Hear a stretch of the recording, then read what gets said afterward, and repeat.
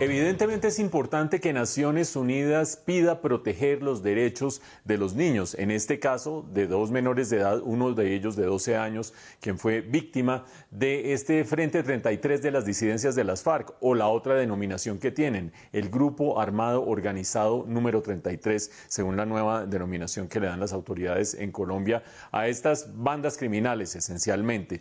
Y aquí hay tres problemas distintos que vale la pena destacar. El primero de ellos, evidentemente, este que señalan las Naciones Unidas, el que se trate de unos menores que pasaron la frontera.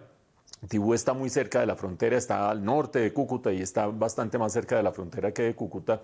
Y pasaron estos dos muchachos la frontera y lo que dicen los habitantes de Tibú que han sido indagados al respecto es que estos muchachos no conocían, entre comillas, las reglas del juego de cómo funcionan las cosas en Tibú. Imagínense ustedes las reglas del juego que hay que conocer para defenderse de las acciones de estos grupos armados organizados. Y en ese sentido, pues terminaron siendo víctimas de esta situación. Primer problema. El segundo problema que señala todo el mundo: hayan robado o no hayan robado, las autoridades legítimamente constituidas, la policía debería haber sido la que se habría debido hacer cargo de estos muchachos y no haber sido que quedaran en manos de estos grupos armados organizados. Esa toma de justicia por mano propia de parte de personas que no son la autoridad legítimamente constituida es el segundo rasgo que es bastante desconcertante de esta situación.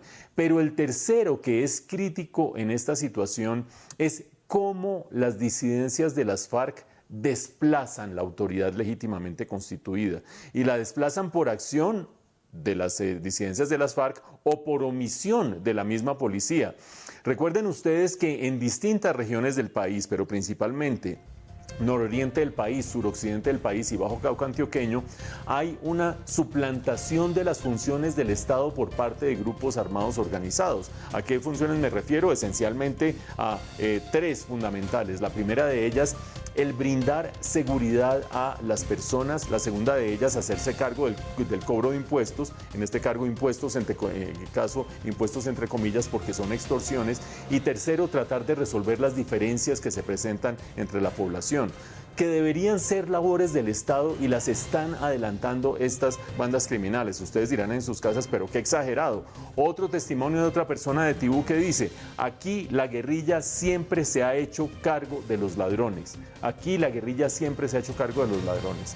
Y si ustedes pegan esta pieza con la pieza de los testimonios de quienes llamaron más de 7 veces, según dicen los testigos, a la policía para que vinieran a recoger a estos niños, vinieran a recoger a estos muchachos, llamadas que no fueron respondidas. Y habrá gente que dice, pero ¿cómo exagera?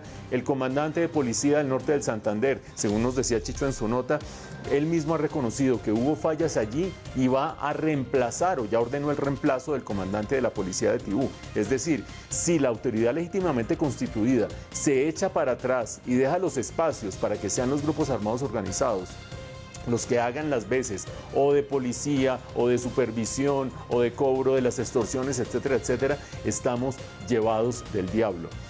Vale la pena un último punto para destacar: ¿cómo está la lucha contra estos grupos armados organizados y en concreto contra las disidencias de las FARC?